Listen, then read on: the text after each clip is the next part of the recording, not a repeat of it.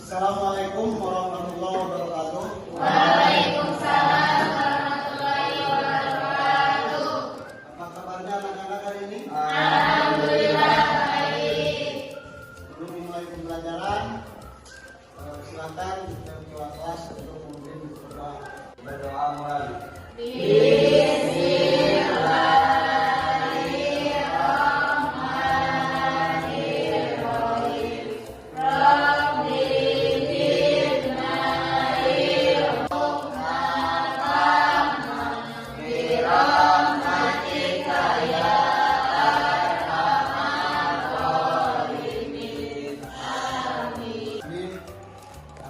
Untuk pembelajaran hari ini kita akan membahas melanjutkan pertemuan yang kemarin, di mana yang kemarin kita telah merasakan apa? Pembunuhan. Tentang jenayah Pembunuhan. Selanjutnya di pembelajaran kali ini, pertemuan hari ini kita akan membahas yaitu mengenai jenayah penganiayaan. Nah itu masih bagian dari jenayah penganiayaan ini. Karena manfaatnya supaya kita dapat memahami atau bisa memahami mengenai tentang aturan-aturan jenayah atau istilah dalam negara kita itu disebut dengan aturan pidana, supaya kita dapat menghindari perbuatan yang mengakibatkan tindak pidana atau jenayah ini. Itu diantaranya. Supaya kita dapat memiliki kompetensi masing-masing atau memiliki pemahaman yang baik mengenai jenayah, atau supaya nanti bisa menghindari perbuatan-perbuatan yang mengakibatkan jenayah. Selanjutnya dalam pelajaran ini, sebelum melanjutkan pembelajaran, Bapak akan menayangkan sebuah tayangan atau poin di mana di sana adalah kita akan membahas yaitu mengenai jenayah penganiayaan. Dengan konstitusinya disertai dalil dan bukti akan agar supaya tumbuh kesadaran tidak melakukan perbuatan maksiat dan tumbuh karakter normal. Perbuatan apa? Tindakan kekerasan termasuk kategori penganiayaan yang tentunya kemarin juga sudah dijelaskan, itu akibatnya akan mengakibatkan hukuman baik di dunia ataupun di akhirat. Berarti yang dimaksud dengan penganiayaan di sini adalah perbuatan tindak pidana berupa melukai, merusak, musik,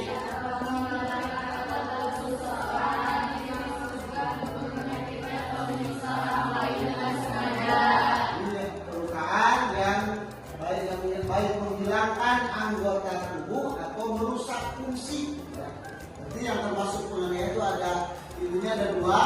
Satu, merusak fungsi anggota tubuh, dan kedua, menghilangkan anggota tubuh. Nah, dari sini mungkin kita bisa sedikit memahami kaitan dengan masalah fikih atau jenayah penganiayaan ini. Anggota badan kita pasti semuanya juga memiliki fungsi. Dan termasuk penganiayaan berat kalau sampai penganiayaan tersebut mengakibatkan menghilangkan fungsi anggota badan, baik dengan memukul atau dengan kekerasan lainnya yang dapat mengakibatkan hilangnya fungsi anggota badan kita. Seperti mata hilang penglihatannya, telinga hilang, kemudian juga banyak lagi. Pasti kan sebuah anggota tubuh kita ini memiliki fungsi masing-masing. Tapi fungsi tersebut hilang karena akibat tindakan kekerasan. Penganiayaan ini termasuk kategori penganiayaan berat. Dan kedua berarti kalau berat, namanya ada ringan. Ada yang termasuk penganiayaan ringan. Selalu diperhatikan dan ada pelajaran. Yang termasuk penganiayaan ringan adalah melalui bagian anggota badan yang tidak sampai merusak atau menghilangkan fungsinya. Maka akan membagi kalian untuk beberapa kelompok dan silakan amati buku, dibaca-baca dulu atau mengamati yang ada di tayangan ini yang berkaitan dengan penganiayaan. Ya tadi kan dengan penganiayaan tersebut pasti akan mengakibatkan apa? Hukuman. Dalam hukuman tersebut ada di sini usul-usulnya mungkin membahas unsur-unsur tindak penganiayaan. Materi kalian apa saja? Pertama,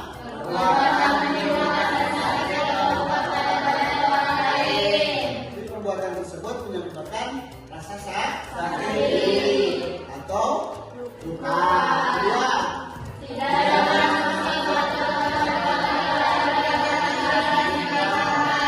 maksud, katut atau dengan kata lain melewati batas yang diinginkan. Tadi mengakibatkan luka ataupun mengakibatkan rasa sakit.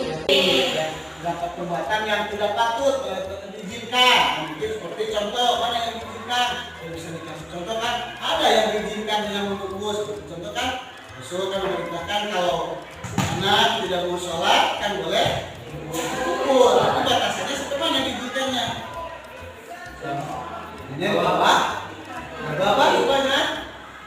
Di bawah kaki yang diberikan berarti baru untuk yang diperbolehkan. Itu pun tidak keras kan?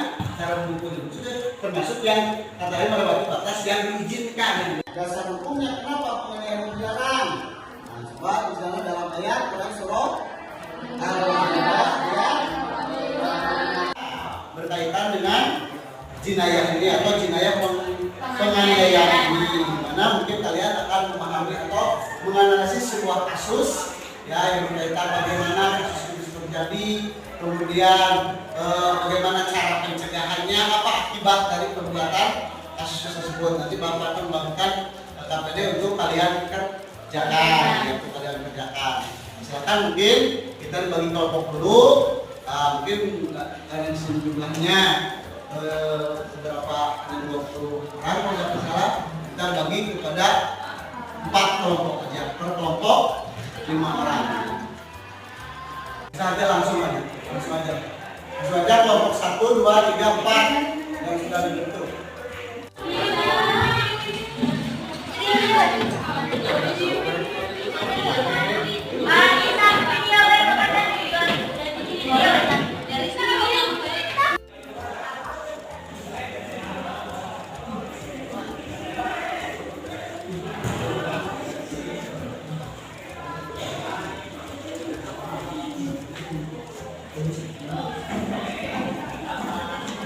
Dibahas karena kan sesuai aturan di sana kan itu tujuannya yang tertulis, tujuannya supaya bisa pencegahannya disimpulkan kalau ada daftar pustakannya, tulis daftar pustakannya. Maksud daftar pustakan teh sumbernya apa kan juga harus ada. Walaupun dari Google kan ada sumbernya dari apa. Dari itu kalau itu tulis punya. Bisa dipahami caranya? Langkah-langkahnya dalam melaksanakan diskusinya nanti mungkin setelah diskusi kalian bisa menulis yang berkah. Tulis nama kelompoknya, nama kelompoknya. Itu Bapak kasih waktu selama 15 menit. 15 menit. Pak, kena seraya apa ya? Untuk presentasi ya nanti punya waktu kalau bisa mah semuanya bisa ke depan presentasi ya saya bisa semampunya kalian.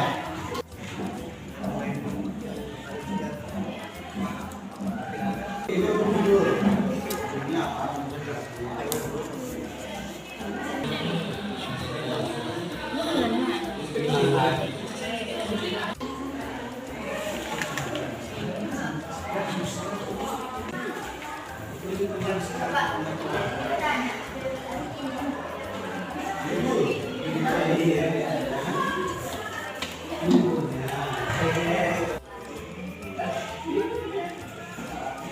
Kasih kelas dulu ke nomor 1.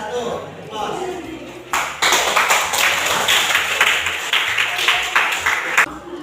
Kesimpulan dari KDRT yaitu merupakan perbuatan yang berakibat timbulnya kesengsaraan fisik, psikologis, dan seksual yang dapat diupayakan untuk melakukan pencegahan seperti menghindari perselingkuhan dan saling percaya. Sekian dari kelompok kami. Mohon maaf apabila ada masalah. Assalamualaikum warahmatullahi wabarakatuh. Waalaikumsalam.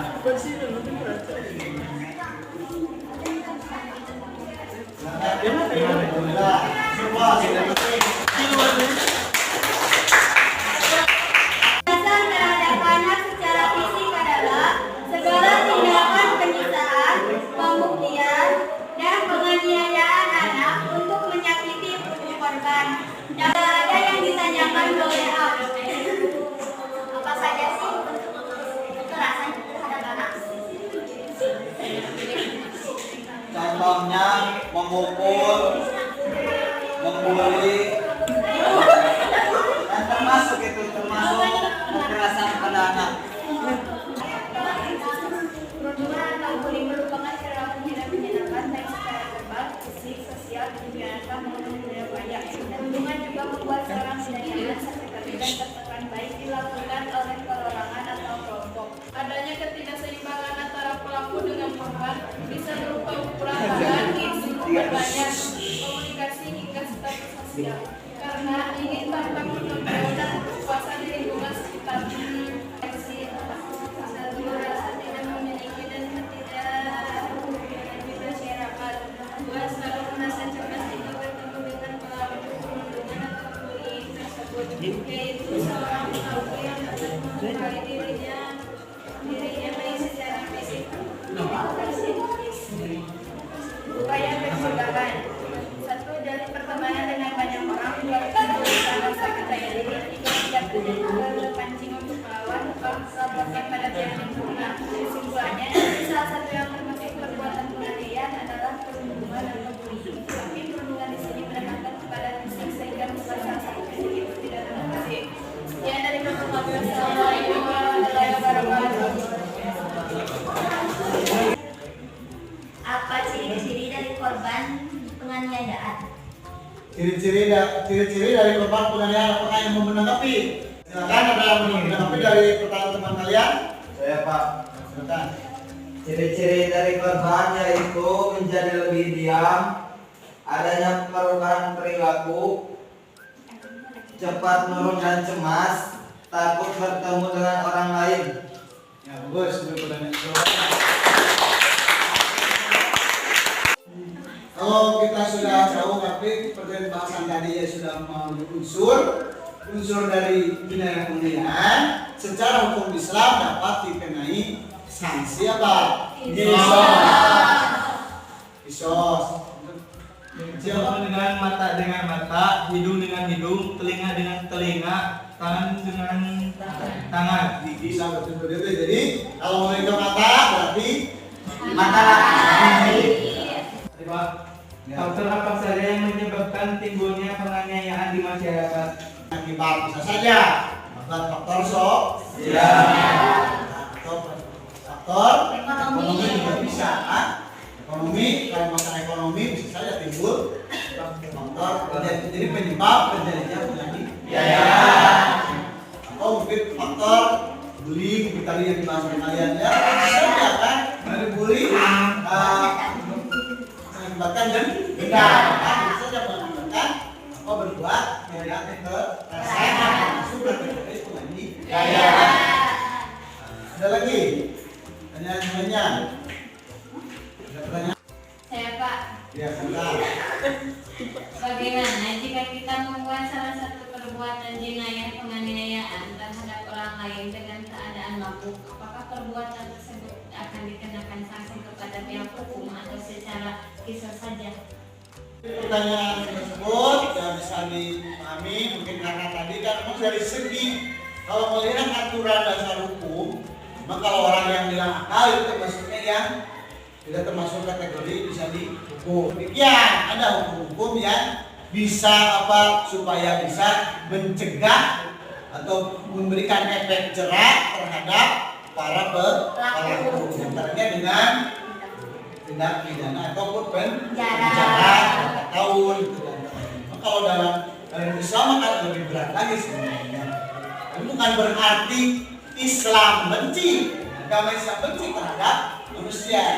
Diberikan hukuman berat itu kan apa? Tujuannya ya demi menjaga kelangsungan hidup. Yang termasuk tadi dalam itu kan disebut dengan mahosiru syari. Berarti tujuan ditetapkannya sebuah hukum. Jadi itu kan hukum. Itu tujuan dari hukum disebut apa tujuannya? Itu yang pertama. Mungkin itu dari pembelajaran atau dari bahasan mengenai jinayah bentuk mungkin secara mendalam yang telah kalian bahas dari diskusi kalian ya teman-teman kalian. Kalian bisa mengembangkan lagi dari hasil diskusi tersebut. Antaranya sampai sampai di mana pemahaman kalian, akan memberikan penilaian atau istilah dengan asesmen ya. Asesmen untuk penilaian, untuk mengerjakan, untuk mengukur, bukan berarti ini itu untuk mengukur keberhasilan belajar kalian dari pembelajaran yang telah kita laksanakan. Itu mengukur dari asesmen ini dalam bentuk tes ya, dalam bentuk tes tulis yang melalui bahkan Bapak melalui Google Form yang akan Bapak share ya. Jadi pengerjaannya melalui Google Form dari HP kalian masing-masing. Bahkan mungkin ya Bapak share itunya linknya untuk mengerjakan asesmennya ya kan, buka HP masing-masing. Kerjaannya mungkin kembali ke tempat duduknya masing-masing, bereskan dulu ya, silakan dari kelompok dari kelompok, silakan untuk kembali ke tempat duduk masing-masing sebelum mengerjakan asesmen tes.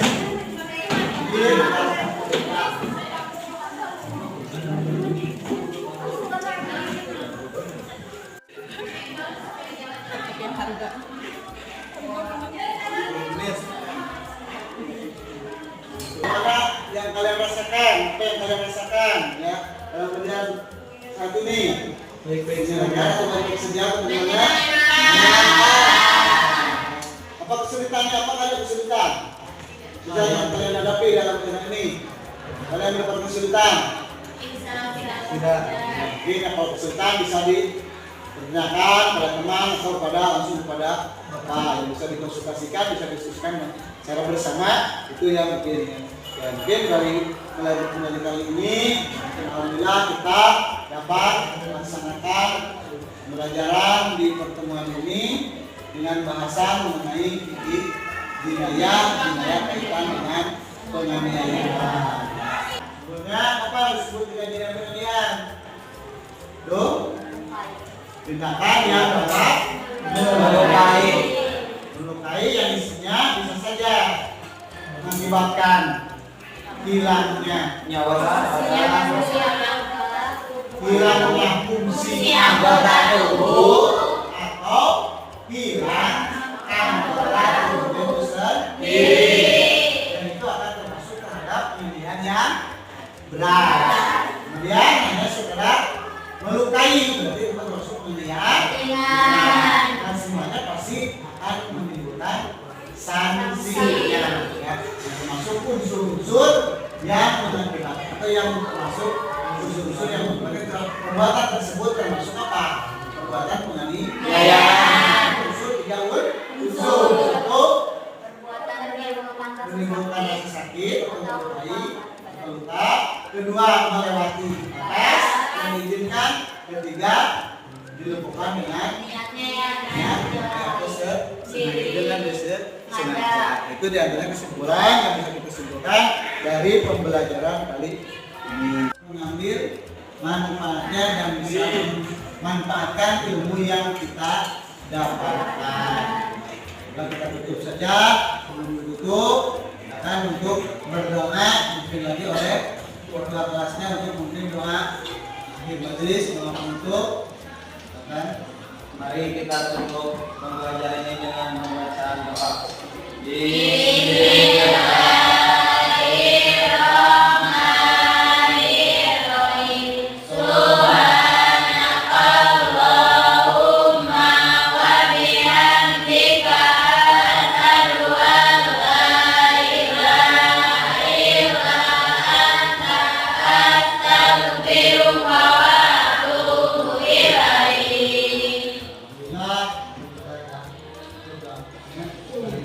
Akhir, Bapak, mohon maaf